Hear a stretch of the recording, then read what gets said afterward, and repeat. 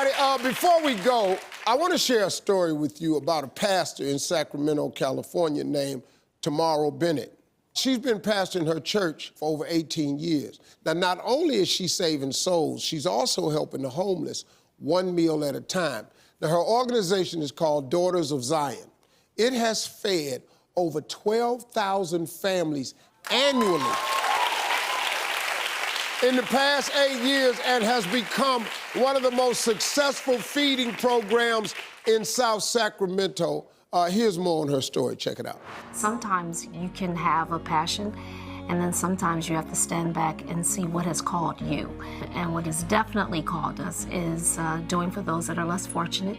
So our feeding program has grown from feeding 14 to 15 people a month to last year over 12,000 families.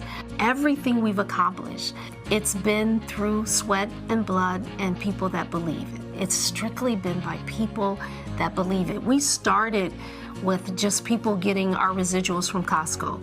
And if everybody could bring so many canned goods, and that's how we started. We've been extremely fortunate that we are now the #1 feeding program in South Sacramento that have partnered with Sacramento Food Bank, with Walmart. But to do larger things, you need larger money. Everybody, Pastor Tamara Bennett is with us today. Hello, Pastor. Now, let me ask you this.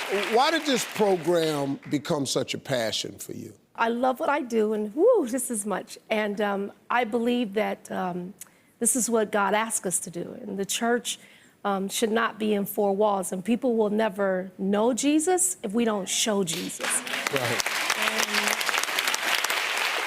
What do you think is the most common misconception about homeless people? The entire landscape of homelessness has changed, and it's not the crackhead. It's not. These are business people. They are professional people that got laid off in the 08, 09 time and just never could get back on their feet. We're seeing a high population of foster kids who have fostered out, and they have nowhere to go, and so they're homeless. So you would be surprised that it's just everyday people, so you can't just walk by and ignore them. They're people, they're human, and they need to be touched and heard. Yeah.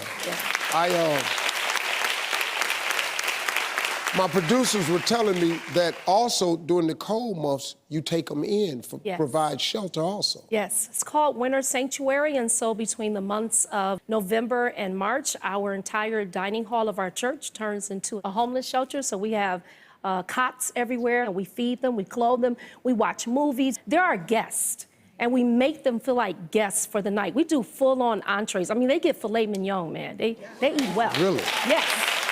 Yeah, they eat well. You're a special person. Thank you for all that you do. Thank you for the love and support of my man, your husband right there. Way to go, big dog. I see you. Hey, listen, this is a great story. If you want more information on how to donate to her program to feed the homeless, head over to stevetv.com. That's our show for today. If you want to see some behind-the-scenes moments from today's show, follow the conversation at Facebook at Steve TV Show. We'll see you next time, everybody.